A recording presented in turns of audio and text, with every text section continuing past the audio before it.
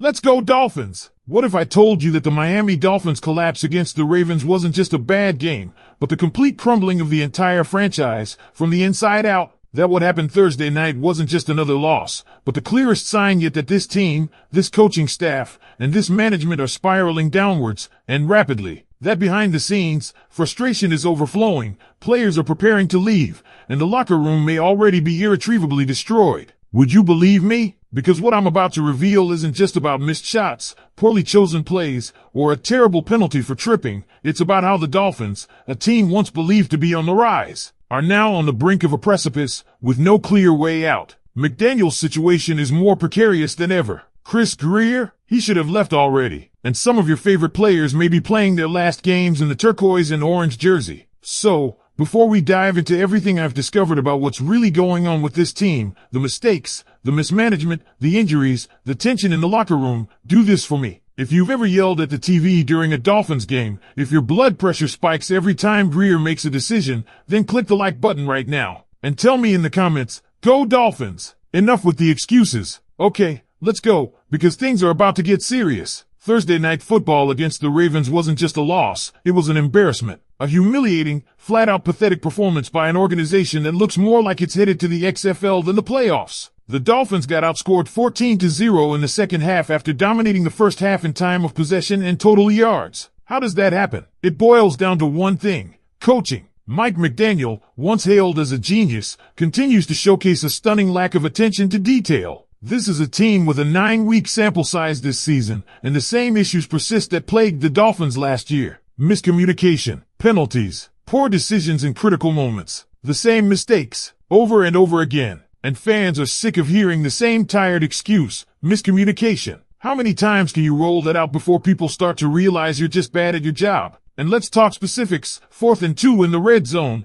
down 14-3. You go empty backfield and throw a fade to Devon Achane, a 5 feet 9 inches running back matched up against 6 feet 4 inches Kyle Hamilton, arguably the Ravens' best defender. That's not just a bad play call, it's malpractice. Meanwhile, Malik Washington broke inside against the blitz and was open, but the ball was already out because Tua panicked. Maybe that play was meant to go to Malik. Maybe Tua made the wrong read. Either way, it was a complete failure from the coaching staff. And McDaniel's post-game quote: miscommunication. Again. What a joke. You know what else is a joke? The second half performances. This might be the worst second half team in the entire NFL. Through the first 7 weeks, they had the second worst second half point differential. They come out of halftime looking lifeless. No adjustments, no energy, no urgency. It's like watching a different team, one that doesn't care. And that reflects directly on the head coach. But it's not just McDaniel. Chris Greer, the man who should have been shown the door long ago, continues to linger like a shadow over this organization.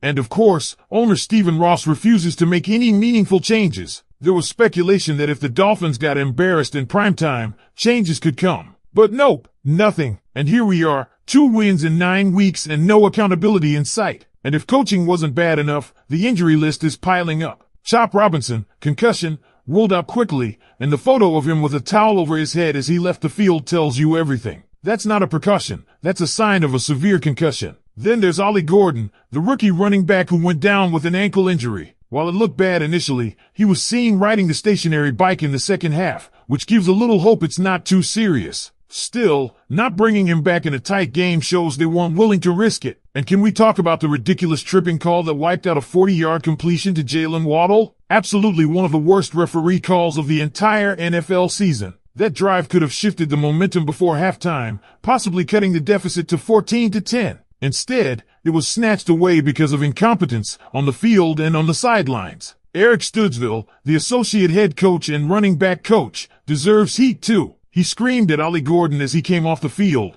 despite the fact that Gordon didn't actually do anything wrong. The penalty wasn't legit, yet Studesville, without understanding the context, ripped into his rookie. That's not leadership. That's just poor coaching and horrible judgment. And it perfectly encapsulates everything wrong with the Dolphins right now. Injuries didn't stop there. Russell Douglas and Ifeatu Melifonwu were both left the game with toe injuries. Douglas in particular is a major concern. He's been one of Miami's best defenders this season, showing both coverage skill and physicality in the run game. That stop on Derrick Henry on 3rd and short? Textbook. That's the kind of veteran leadership Miami desperately needs. And now he's week to week. Honestly, if we're being real about this season, Miami's done. They're 2-7. The math says there's still a chance, but anyone with eyes can see what's coming. The locker room knows it too. Tua mentioned a heartfelt team conversation after the game. That doesn't sound like a team ready to rally. It sounds like a team preparing for the fallout, the trades, the exits. Jalen Phillips and Bradley Chubb both addressed the trade rumors. Phillips said he'd love to stay,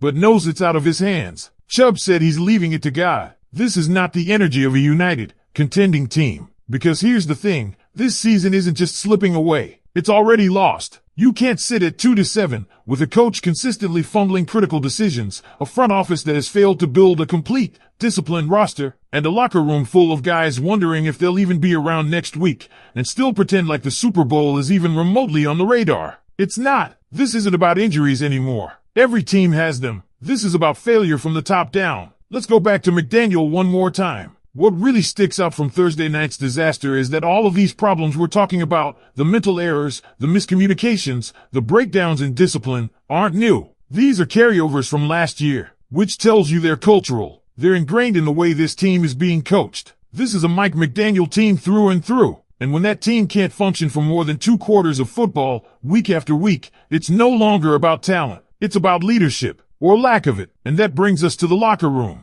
The heartfelt conversation Tua mentioned after the game sounds like the type of thing you hear when a team is bracing for major change. Think about it, trade deadlines coming. Guys like Jalen Phillips, who has been improving week by week, or Russell Douglas, who's been a standout in a sea of dysfunction, could be on the move. That conversation wasn't about game strategy or accountability. It was goodbye for some of them. Jalen Phillips is especially tough to think about. He's not just a productive player, he's one of the few homegrown talents that fans really connect with. University of Miami product, growing into a defensive cornerstone, and still on a rookie deal. Trading him would be brutal. But guess what? He's one of the few players who could still fetch a decent return. A 3rd or 4th round pick. And with this front office desperate to rebuild a war chest of draft assets, he's exactly the kind of name that gets floated around in these situations. Bradley Chubb's another name that gets mentioned, but the financial hit makes him harder to move. He's a captain, a leader, and you can tell he cares. But from a pure value standpoint, Phillips is the more attractive trade piece. And that's the sick reality we're in. We're no longer talking about who the Dolphins can add to make a playoff push. We're talking about who we can offload just to prepare for 2026. And then there's the fans. You can feel the shift. The passion hasn't gone anywhere. Dolphins fans are some of the most loyal in the league. But it's been exhausted. There's only so many times you can be told to trust the process before you start asking who's in charge of the process and why they're still employed. Greer's had more chances than most GMs ever get. He's made some splashy moves, sure. But the consistency? The ability to build a roster that can compete when it matters? Not there. Never has been. He's the architect of a team that looks fantastic on paper in August and then collapses by Thanksgiving.